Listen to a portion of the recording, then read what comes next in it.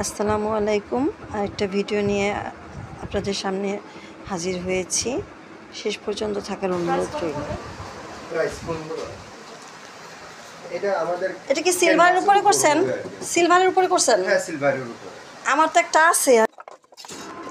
খাটের নিচে থাকা অযত্ন অবহেলায় পড়ে থাকা কেটলিটা বের করলাম এবং মেজে ঘষে পরিষ্কার করলাম। দেন আমি এটার মধ্যে রং করা শুরু করলাম। বিউটি বোর্ডিংয়ে যেয়ে আমি যখন নাকি কেটলিটা দেখছিলাম, তো তখন থেকে আমার মাথায় আইডিয়াটা আসছিল যে কেন আমি আমার ঘরের তৈরি জিনিসের মধ্যে রং করতে পারি না। তো আজকে আমার অবসর সময় ছিল, ছুটির দিন ছিল, প্লাস ইচ্ছা করছিল আজকে একটু রং তুলি দিয়ে আঁকাআঁকি করি। তারপরে আমি আঁকলাম। এটা করতে একটু সময় লেগেছে। রাত্রে আমি এটা করে রেখেছিলাম।